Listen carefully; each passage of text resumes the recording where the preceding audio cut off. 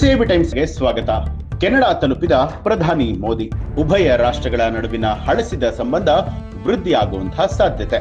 ಹೌದು, ಕೆನಡಾದ ಪ್ರಧಾನಮಂತ್ರಿಯಾಗಿದ್ದ Justin Trudeau ಅವರು ಸೆಪ್ಟೆಂಬರ್ 2023ರಲ್ಲಿ ಭಾರತದ ವಿರುದ್ಧ ಕೆಲ ಆರೋಪಗಳನ್ನ ಮಾಡಿದ್ರು. ಇದರಿಂದ ಉಭಯ ರಾಷ್ಟ್ರಗಳ ನಡುವಿನ ಸಂಬಂಧ ಸಂಪೂರ್ಣವಾಗಿ ಹಾಳಾಗಿತ್ತು. ಅಲ್ಬರ್ಟಾದ ಕನನಾಸ್ಕಿಸ್ ನಲ್ಲಿ ನಡೀತಾ ಇರುವಂತಹ 51ನೇ G7 ಶೃಂಗಸಭೆಯಲ್ಲಿ ಭಾಗವಹಿಸೋದಕ್ಕೆ ಪ್ರಧಾನಿ ನರೇಂದ್ರ ಮೋದಿ ಅವರು ಮಂಗಳವಾರ ಕ್ಯಾಲ್ಗರಿಯನ್ನ ತಲುಪಿದ್ದು, ಈ ಭೇಟಿಯಿಂದಾಗಿ ಭಾರತ ಕೆನಡಾ ಸಂಬಂಧದಲ್ಲಿ ಹದಗೆಟ್ಟ ರಾಜತಾಂತ್ರಿಕ ಸಂಬಂಧಗಳು ವೃದ್ಧಿಯಾಗುವಂತಹ ಸಾಧ್ಯತೆ ಇದೆ ಅಂತ ಹೇಳಲಾಗ್ತಾ ಇದೆ. ಕೆನಡಾದ ಪ್ರಧಾನಮಂತ್ರಿಯಾಗಿದ್ದ ಜಸ್ಟಿನ್ ಟ್ರೂಡೋ ಅವರು ಸೆಪ್ಟೆಂಬರ್ 2023ರಲ್ಲಿ ಭಾರತದ ವಿರುದ್ಧ ಕೆಲ ಆರೋಪಗಳನ್ನ ಮಾಡಿದ್ರು. ಇದರಿಂದಾಗಿ ಉಭಯ ರಾಷ್ಟ್ರಗಳ ನಡುವಿನ ಸಂಬಂಧ ಕೂಡ ಹಾಳಾಗಿತ್ತು. ಖಲಿಸ್ತಾನಿ ಸಿಖ್ ಕಾರ್ಯಕರ್ತ ಹರ್ದೀಪ್ ಸಿಂಗ್ ನಿಜ್ಜರ್ ಅವರನ್ನ ಜೂನ್ 2023ರಲ್ಲಿ ವ್ಯಾಂಕೋವರ್ ನಲ್ಲಿರುವಂತಹ ಅವರ ಮನೆಯ ಸಮೀಪ ಪಾರ್ಕಿಂಗ್ ಸ್ಥಳದಲ್ಲಿ ಗುಂಡಿಕ್ಕಿ ಕೊಲ್ಲಲಾಗಿತ್ತು.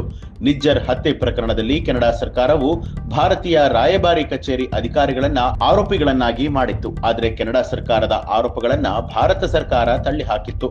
ಮಾತ್ರವಲ್ಲದೆ ಕೆನಡಾ ಸರ್ಕಾರದ ವಿರುದ್ಧ ಕಿಡಿಕಾರಿತ್ತು. ಉಭಯ ರಾಷ್ಟ್ರಗಳ ನಡುವೆ ಸಾಕಷ್ಟು ರಾಜತಾಂತ್ರಿಕ ಜಟಾಪಟಿಯ ಬೆನ್ನಲ್ಲೇ ಪ್ರಧಾನಿ ಮೋದಿ ಅವರು ಕೆನಡಾದ ನೂತನ ಪ್ರಧಾನಿ ಮಾರ್ಕ್ ಕಾರ್ನಿ ಅವರ ಆಹ್ವಾನದ ಮೇರೆಗೆ ಕೆನಡಾಗೆ ಭೇಟಿಯನ್ನ ಕೊಟ್ಟಿದ್ರು.